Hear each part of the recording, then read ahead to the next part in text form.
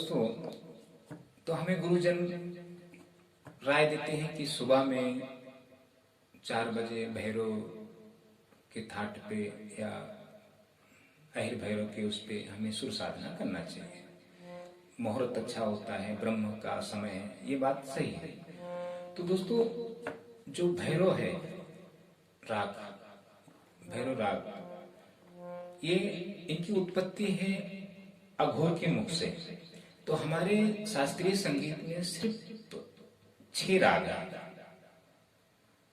शास्त्रीय संगीत ये जो हम सारे गामा बजा रहे हैं, ये तो एक वो है 2000 साल का साल शास्त्रीय संगीत को जन्म लिए हो गए, 2000 साल माना जाता है इसे। तो हम ये जो सारे गामा पढ़ रहे हैं, ये एक सीखने के लिए उद्देश्य में कर रहे हैं। अच्छा, तो जो भैरव राग है, ये अघोर के मुख से उत्पत्ति हुई है और इनके पिता माने जाते हैं शिव जी, अब भैरव के। अच्छा, भैरव की पत्नी है भैरवी। तो भैरव का जो भाव है या जो भी है, जब तक हम इसको शास्त्र में अच्छी तरह नहीं जान लेते, जब तक हमें भैरव का रियाज साधना नहीं करना चाहिए। आज के मनुष्य हैं हम लोग, हमारे अंदर वो क्षमता नहीं है दोस्तों। हमारे गले में ताकत नहीं है या बहुत सारी समस्याएं हैं शरीर के अंदर, बीमारियां हैं, तो हम राग को ऐसे प्राप्त नहीं कर सकते। हमें इसके बारे में समझना होगा, क्या है क्या नहीं। हम वो बाद में आपको किसी वीडियो के माध्यम से बताएंगे। अच्छा, अगर आप कोई सिंगर भैरव का अगर साधना भी कर रहे हो, तो 5 जब बजता है सुबह के समय, तो आप भैरवी का भी साधना करो। भैरव की पत्नी भैरवी है, अगर उनको आप करोगे तो अच्छी बात है, अगर उनको नहीं करोगे तो सही नहीं है। अच्छा, ये आप शायद थोड़ा मजाक में भी ले सकते हैं या सीरियस में भी ले सकते हैं, थोड़ा जोक भी है और रियल भी है। अच्छा, ये हो गया आपका। अच्छा, हमें गुरुजन बताते हैं कि आप सा साधो, सा सधे सब सधे, ये बात ठीक है, मैं मानता हूं। दोस्तों, सा का जो उच्चारण स्थान है वो तालु है। अच्छा, इसके जो ग्रह है वो सूर्य है, इनके जो देवता है अग्नि है। तो हमें कुछ शास्त्र के हिसाब से भी चलना होगा।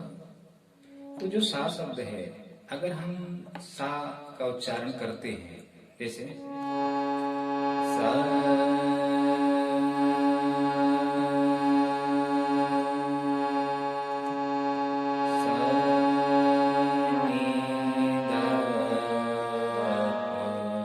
खर्च कर रियाज बता रहा हूं।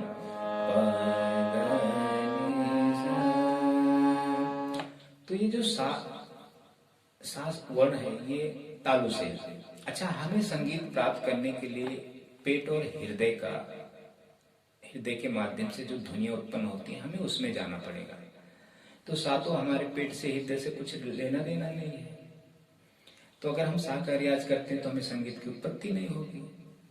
तो हमें कुछ ऐसा शब्द ढूंढना, वर्ण ढूंढना है, देखना है कि हमें हमारे अंदर की संगीत की उत्पत्ति कर सके।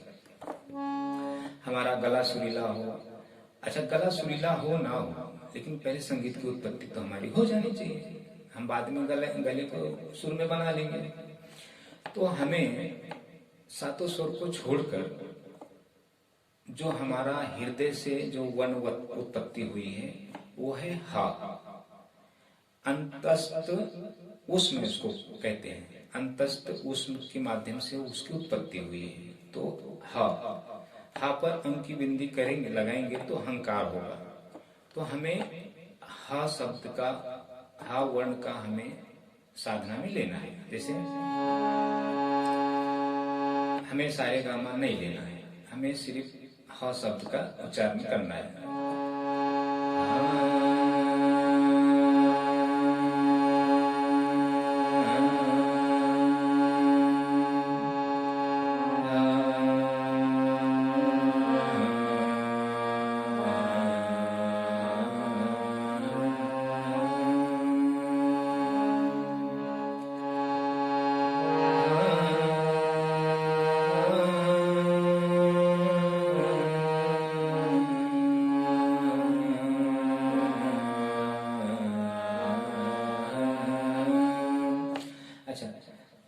शब्द हमें लेना है। अभी आप करना नहीं है, मैं वीडियो बना दूंगा तो उसके हिसाब से आपको देख के चलना है। अच्छा, जिसको इस पे विश्वास नहीं है वो अपना सापे भी कर सके। अच्छा, ये हो गया। अब रह गई ओम की बात। कुछ गुरुजन ओम का उच्चारण करने का कहते हैं रियाज साधना में। तो दोस्तों, ओम जो हम उनके लिए है जो हमें विदाउट इंस्ट्रूमेंट, या हम जब कोई आध्यात्मिक चीजें जब सीखते हैं या कुंडलिनी हमको जागृत करना है या जो कुछ है, तो उसके लिए हम जैसे योग में आता है तो वो लोग ओम का साधना सुबह सुबह में करते हैं। उन्हें संगीत सीखना नहीं है, वो उनके लिए है। जो ज्योतिष होता है या शास्त्र में जो भी लोग योग व्यायाम करते हैं तो उन्हें ये चीज दी जाती है। जैसे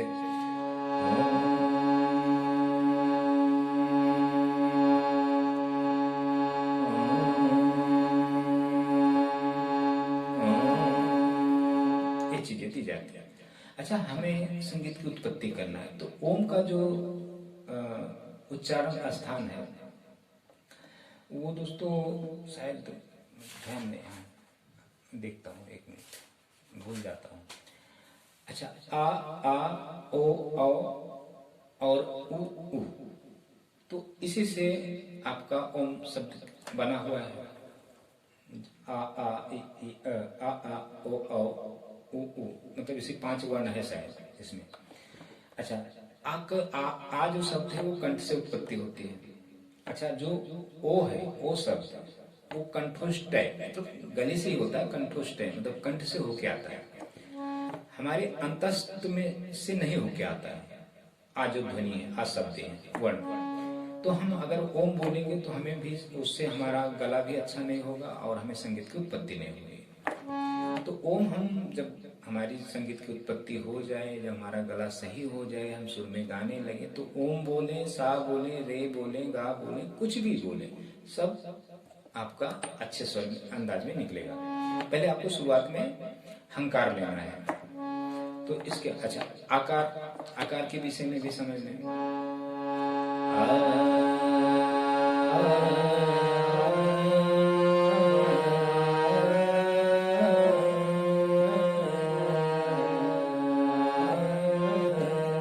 अच्छा, ये आकार होगा।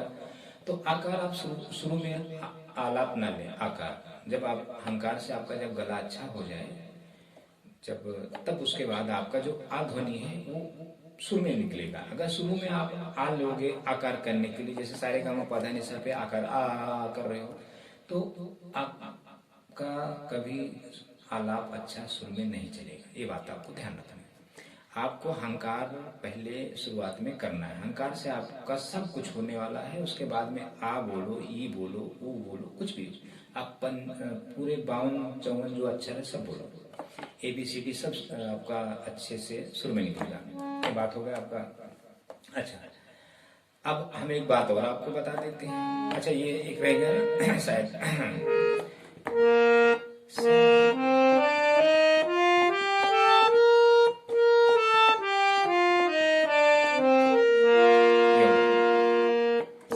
रे ग म प ध नि सा नि ध प म ग रे सा। फिंगर नंबर ध्यान दें। इसका कोड ये है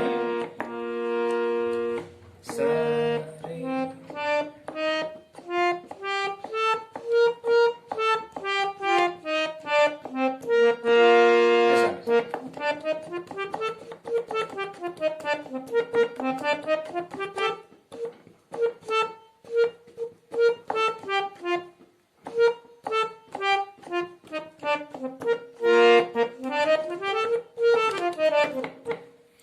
बाद में आपको आ जाएगा। ये इतना आपको ध्यान से करना है, खाली आपको ऐसा रखना है।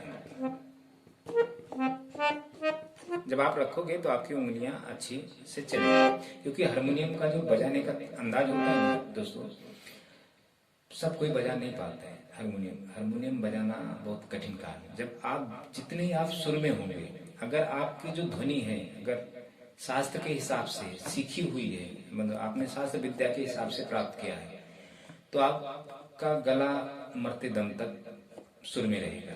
अगर आप गॉड गिफ्टेड हैं, बिना सीखे हुए आप अच्छा गा रहे हैं, अच्छा बजा रहे हैं, तो इसका लाइफ टाइम 5 साल, 10 साल या 15 साल, इससे ज़्यादा नहीं होता। उसके बाद आप हमेशा के लिए संगीत से वंचित हो जाएंगे। और जो शास्त्र के माध्यम से जो सीखता है वो उसका मोक्ष तो निश्चित है, मोक्ष उसका तय है। और मरते दम तक उसका गला संगीत में रहेगा, और वो मरेगा तो संगीत अपने साथ में लेकर जाएगा। ये बात आपको होगा। अच्छा, एक बात और रहेगा, ये जो सारे गामा पाधा निशा है, ये हमारे जो भरत मुनि के नौरस है, जैसे अद्भुत वीर रस, रौद्र रस और हास्य रस, शांत रस, श्रृंगार रस, विभक्त रस, करुण रस, भयानक रस। तो ये जो भयानक रस है इसको सातों स्वर में नहीं लिया गया है। बाकी 8 जो रस है वो सभी सरगमों से रिश्ता बहुत गहरा है। सा जो हमारा जो सा शब्द है सड़क, उसको अद्भुत और वीर रस में लिया गया है। और जो रे है वो रौद्र रस का है। अच्छा, जो गा है वो शांत रस का है। जैसे ना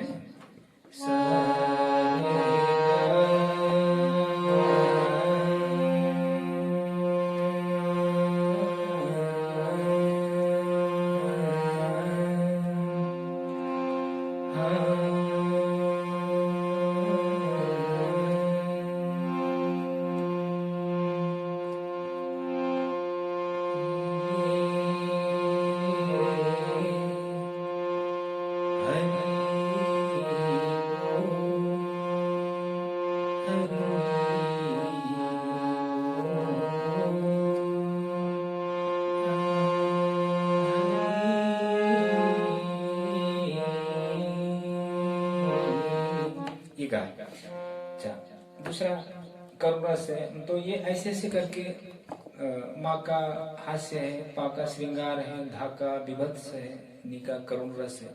तो ऐसे सरगम जो है, तो इसके बारे में हम बाद में जब आप संगीत साधना शुरू कर दोगे तो हम इसको बताने में इसके बारे में समय लगेगा।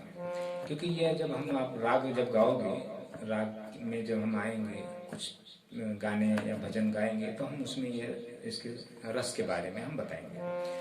अच्छा दोस्तों, ये आपका होगा। अच्छा, ये वीडियो जरा बड़ा है तो हमें 2 पार्ट में करना पड़ेगा, तो ये चीज़ पे आप गौर करें और सभी वीडियो हमारे फॉलो करें, देखें, शास्त्र के विषय में आप जानें और सभी गुरुजनों को देखें, फॉलो करें।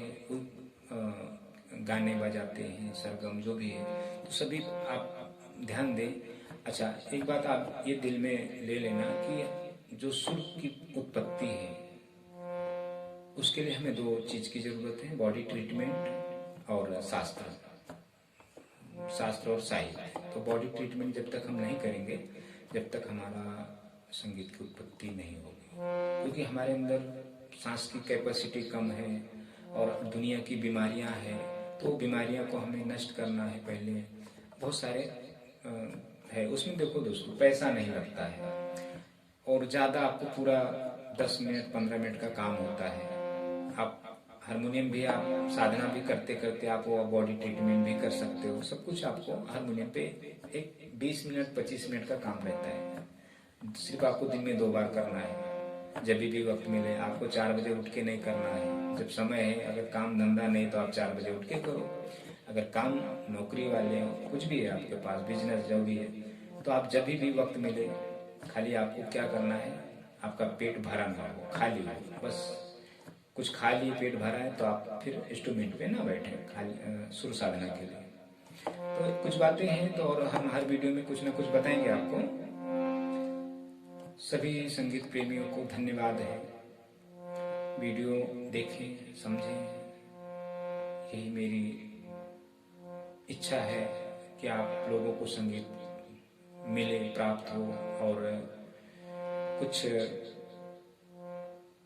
आप लोगों के जीवन में अच्छा हो, सुखमय हो, आनंदमय हो। संगीत जब आप धारण करेंगे तो ये निश्चित है कि आपका जीवन सुखमय और आनंदमय होना तय है। धन्यवाद।